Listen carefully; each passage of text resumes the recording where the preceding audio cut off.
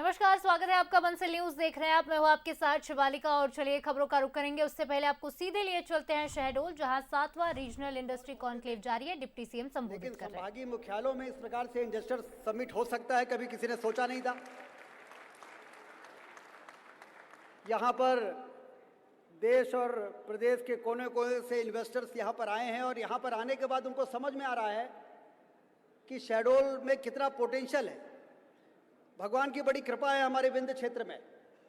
यहाँ पर एक और नर्मदा मैया का उद्गम है अमरकंटक में, जो यहाँ से लेके गुजरात तक हमें सिंचाई का पानी भी देती है, पावर प्लांट बिजली बनाने के लिए भी पानी मिलता है और कोयले का अपार भंडारण है यहाँ पर। अभी नरेश गोयल जी बता रहे थे और शारदा जी की इनको एक एक दो दो कोल ब्लॉक मिले और उस कोल ब्लॉक के दम पर यहाँ पर वो इंटीग्रेटेड स्टील प्लांट लगाने की प्लानिंग कर रहे हैं। ये संभावनाएं तो शहडोल में पहले भी थी, लेकिन ये आपका विजन है कि आपने ये तय किया कि हम ग्लोबल इन्वेस्टर समिट करने के पहले हम रीजनल इंडस्ट्री कॉन्क्लेव करेंगे, वहाँ पर लोगों को बुलाएंगे, वहाँ की संभावनाओं के बारे पर वहीं पर चर्चा होगी, हमारे अधिकारी यहीं पर प्रेजेंटेशन करेंगे। इंडस्ट्री में, टूरिज्म में और सिंचाई की नहरों का जाल बिछाकर आप मध्य प्रदेश में हरित क्रांति भी ला रहे हैं, धरती से दौलत पैदा करने के सपने को पूरा कर रहे हैं। ये औद्योगिक क्रांति, ये पर्यटन की क्रांति और ये हरित क्रांति की जो संभावनाएं मध्य प्रदेश में हैं, उसको मूर्त रूप देने में जो प्रयास आप कर रहे हैं, इसका जोरदार अभिनंदन होना चाहिए। मैं आपसे, आप सारे लोग हाथ ऊपर करके और मुख्यमंत्री जी का अभिनंदन करें, उनका स्वागत करें। और ये स्वागत यहाँ पर मैं देख रहा हूँ कि एमएसएमई के भी बहुत से निवेशक यहाँ पर आए हैं और एमएसएमई का निवेश बड़ा काम का होता है। यदि 1000 करोड़ की इंडस्ट्री लगेगी तो 1000 लोगों को रोजगार मिलता है, लेकिन यदि 1 करोड़ का एमएसएमई का इंडस्ट्री लगती है तो 10 लोगों को रोजगार मिलता है। मतलब यदि 1000 एमएसएमई की इंडस्ट्री लग गई तो 10,000 लोगों को रोजगार मिलता है। 10 गुना रोजगार देने वाले एमएसएमई के हमारे निवेशकर्ता। मुझे बड़ी खुशी है, हमारे रीवा के भी बैठे हैं संजय जी। 100 करोड़ का एथेनॉल प्लांट आपने यहाँ पर लगाया शहडोल में, रीवा में ना लगा के यहाँ पे लगाया है, इसके लिए बहुत बहुत बधाई। और शहडोल के लोगों को भी बहुत, क्योंकि शहडोल के लोगों के मन में ये हमेशा पीड़ा रहती थी कि हमारे क्षेत्र के विकास के लिए यहाँ पर औद्योगिक क्रांति होनी चाहिए। आज वो सपना साकार हो रहा है और ये सपना वास्तव में साकार उस दिन होगा। जो लोग यहाँ पर जिन्होंने कमिटमेंट किया है, जब मुख्यमंत्री जी बाहर इन्वेस्टर समिट करेंगे तो इसी प्रकार वीडियो कॉन्फ्रेंसिंग से आपसे पूछेंगे कि आपका लैंड मिल गया कि नहीं मिल गया, आपका प्लांट लग गया कि नहीं लग गया। इसलिए मैं इस पूरे कार्यक्रम के लिए यहाँ के प्रभारी मंत्री होने के नाते भी और विंध्य क्षेत्र का नागरिक होने के नाते भी, महाकाल की नगरी से आए हुए हमारे प्रदेश के मुख्यमंत्री, और वैसे विंध्य क्षेत्र से इनका नाता जुड़ा हुआ है, रीवा में ससुराल है हमारे मुख्यमंत्री जी की, तो इसलिए महाकाल से लेके और भगवान विराट की नगरी तक इनका नाता जुड़ा हुआ है। इनका एक बार फिर से जोरदार मैं स्वागत करता हूं, अभिनंदन करता हूं। बहुत बहुत धन्यवाद।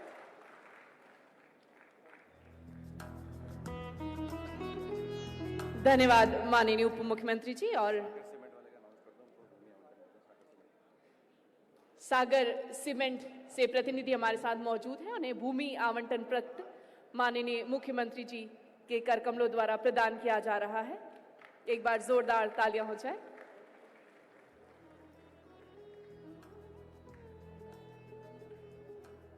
बहुत बहुत धन्यवाद। और अब हम बुलाते हैं हम सभी के प्रेरणा स्रोत, जिनका नेतृत्व और दूरदर्शिता प्रदेश के विकास की नई इबारत लिख रही है। करतल ध्वनि से स्वागत कीजिए मध्य प्रदेश के यशस्वी मुख्यमंत्री डॉक्टर मोहन यादव जी का।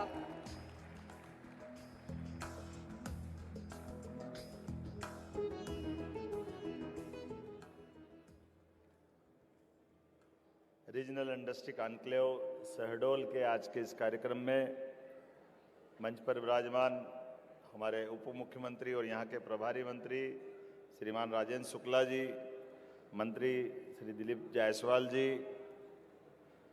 श्रीमान कमल किशोर सारडा जी, आपका भी स्वागत है, अभिनंदन है।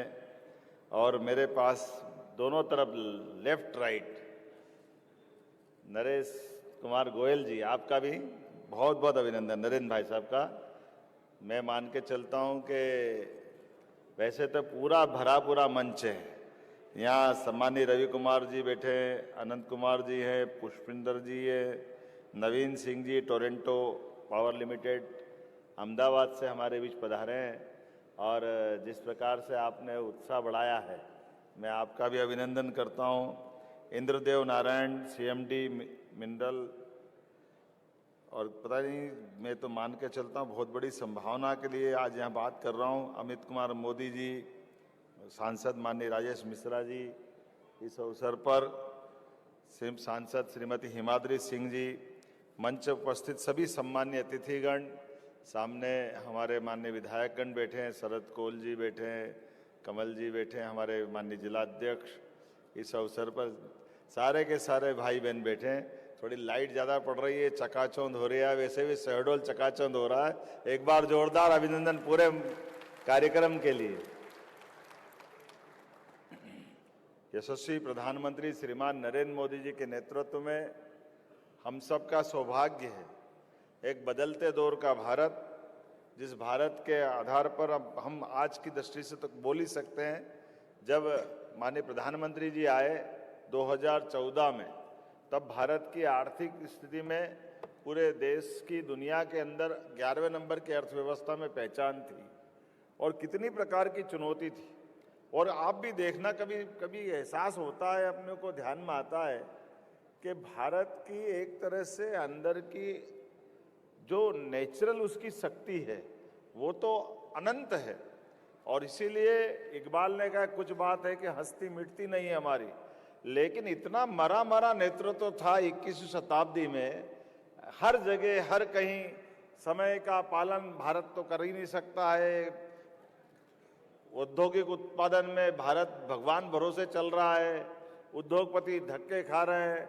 इंडस्ट्री बेल्ट छोड़ो, अपना एविएशन का मामला हो, किसी भी क्षेत्र में जाओ, रेल चल रही तो चल रही है। रेल मंत्री आएगा तो रेल अपने दो चार अपने यहाँ अनाउंस कर दे, कोई कलकत्ता वाले खींच के ले जाएंगे, कोई बिहार वाले भाई जी आ जाएंगे। रेल का कोई सवाल ही नहीं उठता, कोई नवीनीकरण होना चाहिए, कितने प्रकार के कितने सारे सेक्टर में। लेकिन आज ये बदलते दौर में भारत ने बताया है कि आज हमारे लिए मेट्रो ट्रेन, में केवल कल्पना दे रहा हूं भाई साहब, मेट्रो ट्रेन हमारे लिए 15 साल पहले की बात आई तो मेट्रो ऐसा लगा कि बिल्कुल आसमान फट पड़ा। लेकिन अब जब हम नगर से नगर में मेट्रो की बात कर रहे हैं तो अश्विनी वैष्णव जी ने कहा कि भाई साहब, मैं इंदौर से उज्जैन की मेट्रो की बात कर रहा था कि मेट्रो ट्रेन ले आए। लेकिन टेक्नोलॉजी और व्यवस्थाओं पे कितना बारीकी से मोदी जी काम करते हैं। केवल एक उदाहरण देना चाहूंगा, आज स्टार्टअप डे है, नव उद्यमशीलता के मित्रों के लिए जोरदार अभिनंदन करो जो हमारे अपने देश ने उन्नति की। उन्होंने कहा मेट्रो ट्रेन आप लाओगे तो उसकी स्पीड अधिकतम 80 है, और एक्चुअल में वो मैदान में चलती तो बहुत तेज भी चलेगी तो 60-50 से आगे नहीं जाती, और बार बार रुकती तो स्पीड उसकी एवरेज 25-30 चलेगी। लेकिन कास्ट उसकी बता नहीं सकता। और हमने कहा इंदौर उज्जैन में डालना, तो उन्होंने कहा कुछ मत करो, आप तो वंदे भारत मेट्रो हम दे देंगे आपको, तो आपकी जो ब्रॉड गेज डली डली है उसी पे वो उसी प्रकार के डब्बे इंजन के साथ में इसकी स्पीड 160 गिरेगी और पैसा एक नहीं लगेगा, केवल इंजन और डब्बे रखना आपको। ये जो समझ के साथ अंतर आया है, मैं ये इसलिए बता रहा हूं कि 10,000 करोड़ की हमारी पटरी डलने वाली थी इंदौर से उज्जैन में, 40 किलोमीटर की, 10,000 करोड़ की, और हमारे लिए पूरी वंदे भारत मेट्रो सब मिलाएं तो 800 करोड़ की होगी। ट्रेन का भी खर्चा आ गया उसमें। लेकिन ये जो वंदे मेट्रो ने जो स्पीड पकड़ी है, मैं इसके पीछे भाव इतना बता रहा हूं कि हर एक वो चीज में, आज मैं औद्योगिक समिट में जहां बात कर रहा हूं, तो वर्तमान के दौर में एक एक उद्योगपति, मैं सच्चे अर्थों में आपको बधाई देना चाहूंगा। परमात्मा ने ये हमको जन्म दिया है, ये हमारे हाथ में नहीं है, लेकिन हमारे हाथ से अगर 2 लोगों का भला हो जाए तो अपना जीवन धन्य होता है। लेकिन उद्योगपति तो कई कई परिवार का भला करते, मैं आपको बधाई देता हूं, आपका अभिनंदन करता हूं। सच्चे अर्थों में दो रोटी खाने के लिए तो परमात्मा ने सबको अपना पेट दिया, लेकिन अपने लिए जिए तो क्या जिए, जिए जमाने के लिए तो आनंद है। आज के इस दौर में इसी बात की आवश्यकता है। हमारे लिए वेद वाक्य है, सर्वे भवन्तु सुखिनः सर्वे सन्तु निरामया। ये केवल बोलने के लिए नहीं, सब सुखी कैसे हो सकते हैं, सबका भला कैसे हो सकता है, जब हम अपनी अपनी भूमिका सच्चे अर्थों में निभाते जाएं, हम अपने अपने काम को सच्चे अर्थों में करते जाएं। मैं इस मामले में, युद्ध का समय हो तो योद्धा की पहचान युद्ध में होती है, जब वो हथियार से, अपनी वीरता से, अपनी गंभीरता से, धीरता से अपने प्राणों की बाजी लगा करके उस मौके पे विजय दिलाता है। लेकिन वो योद्धा जो विजय दिलाता है, उससे कम भूमिका हमारे ये तमाम नव उद्योगपति और उद्योगपतियों की नहीं है। ये भी तमाम प्रकार के झंझटों के बीच में आज उद्यमशीलता के बलबूते पर पुनः सोने की चिड़िया के रूप में भारत को बनाने के लिए अपनी अपनी भूमिका लगा करके कहां से कैसे कैसे काम करने की हिम्मत ला रहे हैं। ताली बजाओ तो जरा जोरदार तरीके से बजाओ आधे। ये बात सही है कि आज हमारे बीच में से कोई अहमदाबाद से यहाँ कोल भंडार है और आपने कहा कि अपना अगर विद्युत के क्षेत्र में आना चाहते हैं तो उसमें कितना अच्छी बात है कि हमारा भविष्य बिना बिजली के कुछ संभव नहीं है और बिजली का महत्व कितने प्रकार से। लेकिन अभी हमने, आपने भी देखा होगा, हमारा प्रयोग हमने अपने इन्वेस्टर समिट का तरीका लगाया कि एक लाइन से हमारे हेवी इंडस्ट्री है, आजकल तो एमएसएमई भी उनके पास है, उनके पीएस ने हमारी सभी विभाग की पॉलिसियों पे अपना प्रेजेंटेशन दिया। फिर हमारी टूरिज्म के, हमारे आईटी सेक्टर के, हमारे बाकी अलग अलग प्रकार के जो जो निवेश की संभावना है सभी क्षेत्रों में। और मुझे इस बात की प्रसन्नता है, अभी तक तो हमने इन पॉलिसियों पे बात कर रहे हैं, लेकिन 11 विभागों की 21 पॉलिसी अभी हमारे माननीय प्रधानमंत्री जी के माध्यम से ये रीजनल इंडस्ट्री कॉन्क्लेव के बाद 24 फरवरी को हम ग्लोबल करने वाले हैं। जब अपनी ग्लोबल इंडस्ट्री कॉन्क्लेव करेंगे तब तक सभी विभागों की पॉलिसी बनकर आ जाएगी। कितना सरलता के साथ, कैसे सहजता के साथ, जितना सुगम तरीके से व्यापार व्यवसाय बढ़ सकता है उसको बढ़ाने के लिए सरकार कटिबद्ध है। इसलिए हर महीने इंडस्ट्री कॉन्क्लेव करते हुए आपके सामने लोकार्पण भूमि पूजन भी कर रहे हैं, क्योंकि ये किसी के खुश होने के लिए नहीं, ये अपनी संतुष्टि के लिए और प्रदेश को आगे बढ़ाने के लिए हमने संकल्प किया है। इसलिए आज का भी आंकड़ा नहीं बता रहा हूं, लेकिन अभी तक जो 6 इंडस्ट्री कॉन्क्लेव रीजनल हुई है, जिसके भरोसे से लगभग 4 लाख करोड़ का निवेश हमको अभी तक मिल चुका है। ये मध्य प्रदेश की अभी तक की ताकत। 3 लाख लोगों को रोजगार मिलेगा। जैसे अभी माननीय सारड़ा जी बता रहे थे, माननीय गोयल साहब बता रहे थे, वाकई ये थोड़ी हमारी कमी है, थोड़ा अटकता भी है, लेकिन भारत का आदमी पुरुषार्थी है और भारत का आदमी पुरुषार्थी होने के नाते से वो तो आग में भी बाग लगाना जानता है। उसकी अपनी क्षमता योग्यता के बलबूते पर जो काम करे वो अच्छे से कर सकता है। और ऐसे में हमारे लिए जब मौका सरकार का मतलब ही है कि सरकार सभी प्रकार की व्यवस्थाओं में सहभाग भी करे, सहयोग भी करे और उद्योगपति की इज्जत भी करे। कोई अगर इन्वेस्टमेंट करने आ रहा है तो स्वाभाविक रूप से उसके मन में क्या रहेगा, ये बात तो सही है कि कोई व्यापार व्यवसाय करेगा तो अपने व्यापार व्यवसाय की भी सोचेगा, लेकिन अनुकूलता कैसी है। राज्य के अंदर हमारे यहाँ परमात्मा की दया से कोई औद्योगिक लेबर की परेशानी नहीं है। यहाँ कोई लेबर इंडस्ट्री के माध्यम से कभी कोई लेबर की इस तरह का व्यवहार ही नहीं है जो बाकी जगह है। इसी प्रकार से हमारी इन्वेस्टमेंट की पॉलिसी भी कैसी है, जरा टूरिज्म के सेक्टर में अभी तो आप बताइए, होटल भी डालना है अगर आपको 100 करोड़ की, तो 100 करोड़ की होटल के माध्यम से 40 करोड़ तो हम एक झटके में आपको लाभ देने वाले हैं कि हमारे यहाँ अगर इन्वेस्टमेंट कर रहे हो तो हम आपको 40 करोड़ का लाभ दे रहे हैं, क्योंकि होटल से आपका अकेले का भला नहीं हो रहा है। एक होटल अगर खुलता है बड़ा तो कई सारे लोगों को रोजगार मिलता है, जो प्रत्यक्ष मिलता है, अप्रत्यक्ष रूप से तो अलग से मिलेगा। आईटी सेक्टर के माध्यम से भी इसी प्रकार के इन्वेस्टमेंट के अलग अलग प्रकार के लाभ हमने दिए। इतना ही नहीं, अभी तो हमने रेडीमेड गारमेंट्स से लेकर के जो कई प्रकार के रोजगार परक इंडस्ट्रियां हैं, इनके मामले में तो 200% तक हम अपनी इन्वेस्टमेंट को करने वाले व्यक्ति को मदद दे रहे हैं। बिजली, पानी, सड़क, इसके अलावा लेबर भी, अगर एक लेबर 4,000 लेबर की इंडस्ट्री डालेंगे तो रेडीमेड गारमेंट्स में 5,000 रुपया प्रति लेबर इंसेंटिव 10 साल तक मध्य प्रदेश सरकार देने वाली है। फैक्ट्री आप चलाओ, लेकिन रोजगार परक फैक्ट्री चला रहे हैं, तो हमारा काम मदद करना। इसके पीछे भावी इतना है कि हमारी ये बड़ी आबादी है और हर क्षमता के साथ, योग्यता के साथ मध्य प्रदेश के एक एक युवाओं को, एक एक गरीब आदमी को, या जिसकी जैसी क्षमता योग्यता है, जो टैलेंटेड है उनको भी, जो स्किल्ड हम टैलेंट उनका अपना निखार करके ट्रेनिंग कराना चाहते हैं, तो सब प्रकार के ट्रेनिंग देने वाले इंस्टीट्यूट को भी बढ़ावा दे रहे हैं। अर्थात हमारे लिए परमात्मा की दया से ये 9 करोड़ का परिवार, जिसके आधार पर मध्य प्रदेश ने हमने संकल्प किया है, आने वाले 5 साल में हमारी जीडीपी डबल करने वाले हैं। हमारे अपने आर्थिक स्रोत डबल करते हुए एक एक क्षेत्र में मध्य प्रदेश को आगे बढ़ाना है। इसलिए केवल इतना ही नहीं, हेल्थ सेक्टर में भी हम कर रहे हैं। आप हॉस्पिटल खोलोगे, हॉस्पिटल पे भी सब्सिडी है। आप स्कूल खोलोगे, स्कूल पे भी सब्सिडी है। विश्वविद्यालय के अंदर भी एक विषय का कोई विश्वविद्यालय नहीं रहेगा, एक विश्वविद्यालय में सभी प्रकार के कोर्स खोल सकते हो। नई शिक्षा नीति के माध्यम से बड़ी संभावना है। आज बोलने के लिए तो बहुत कुछ था, लेकिन 4 बजे बाद हेलीकॉप्टर उड़ेगा नहीं, और मुझे 1 to 1 भी मिलना है, प्रेस कॉन्फ्रेंस में भी रहना है, और अभी आप लोगों से मिलकर के जो सुख मिलता है उसकी तो कल्पना ही नहीं है। मैं आमतौर पर जब ऐसी मीटिंग करता हूं तो भूल जाता हूं कि मैं मुख्यमंत्री हूं।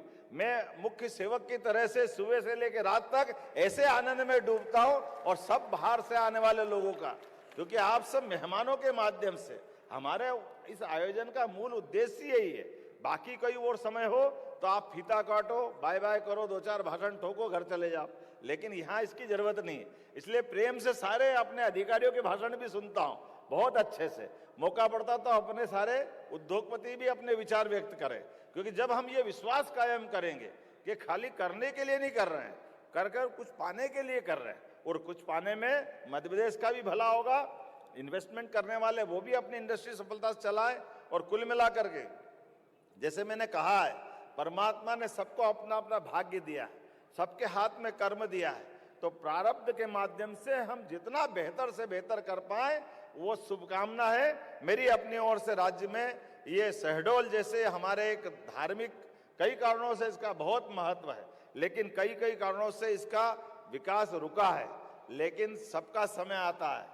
मैं गारंटी कह रहा हूं कि अब समय आया है हमारे शहडोल का, अनूपपुर का, उमरिया का, जो एकदम से बहुत सारे क्षेत्र में आने वाले 2-5 साल बाद ये एक नए प्रकार से पहचाना जाएगा। मेरी अपनी ओर से बहुत बहुत बधाई। मुझे बताया है कि ये यहाँ जिस इंजीनियरिंग कॉलेज के कैंपस में हम लोग यहाँ कुछ ब्रांच खोलने की बात कही है, तो स्नातक स्तर के बीटेक पाठ्यक्रम को आगामी सत्र से कंप्यूटर साइंस के साथ नई टेक्नोलॉजी और कई प्रकार के ड्रोन और जो आपने मांगा है वो सब देने की घोषणा करता हूं। मेरे पास ये पत्र आया हुआ है आपके माध्यम से। यहाँ एक बाईपास देने की बात कही है, अनूपपुर शहर में बाईपास के लिए कुछ बताया गया है, तो निश्चित रूप से ये लंबा चौड़ा बता दिया है, लेकिन इसको भी देंगे। आपके अनूपपुर में बाईपास देने की घोषणा करता हूं। और इसके अलावा भी विकास के काम के मामले में तो हमारी सरकार ने तय किया है, ऐसे किसी मामले में हमारे लिए जब विकास की बात करते तो विकास के मतलब केवल भौतिक अधोसंरचना नहीं, जीवन में सभी लोगों का भला हो। इसलिए 4 मिशन जो माननीय मोदी जी ने 4 जातियां बताई, वो गरीब, युवा, महिला और किसान, चारों सेक्टर में हम बराबरी से काम कर रहे हैं, मिशन मोड में काम कर रहे हैं, और परमात्मा करेगा निश्चित रूप से यश मिलेगा। ये तो माँ रेवा का क्षेत्र है, और माँ रेवा और सोन के क्षेत्र के अंदर, यद्यपि ये मध्य प्रदेश तो नदियों का मायका है और इसकी किसी से तुलना नहीं हो सकती, लेकिन कहा गया है कि माँ गंगा हिमालय गंगोत्री से निकलती है, लेकिन उनकी पवित्रता, उनकी आभा, कीर्ति, आनंद कुरुक्षेत्र हरिद्वार में है। इसी प्रकार से सरस्वती का अपना महत्व है, लेकिन ये नर्मदा जी का एकमात्र ऐसा अपना आनंद परमात्मा ने दिया हुआ है कि जहां से निकलती और जहां तक अपनी यात्रा पूरी करती है, रोम रोम से आशीर्वाद देती है, रोम रोम से आनंद देती है। ऐसे पवित्र क्षेत्र में हमने पवित्र काम के आधार पर यह कार्यक्रम किया है। निश्चित रूप से माँ रेवा सबकी कामना की पूर्ति करेगी, सबको आशीर्वाद देगी। मेरी अपनी ओर से पुनः इस अच्छे आयोजन की बधाई, बहुत बहुत धन्यवाद। बहुत बहुत धन्यवाद माननीय मुख्यमंत्री जी। एक साथ आना एक शुरुआत है, साथ रखना प्रगति और साथ मिलकर काम करना सफलता, यही माननीय मुख्यमंत्री जी का कहना है और इसी तरह वो सभी को साथ लेकर चलते हैं। और अब मैं इस कार्यक्रम के धन्यवाद उद्बोधन के लिए आमंत्रित करती हूँ श्रीमती सुरभि गुप्ता, आयुक्त शहडोल संभाग। कृपया करतल ध्वनि से स्वागत कीजिए श्रीमती सुरभि गुप्ता जी का।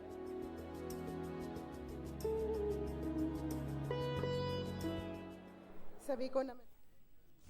7वां रीजनल इंडस्ट्री कॉन्क्लेव जारी है। सीएम मोहन यादव ने संबोधित किया। 28 औद्योगिक इकाइयों का लोकार्पण आज किया गया है। खनिज, पर्यटन और ऊर्जा तमाम क्षेत्रों में निवेश पर फोकस इस बार मध्य प्रदेश सरकार का रहेगा। तो लगातार तस्वीरें आपको दिखाते रहेंगे।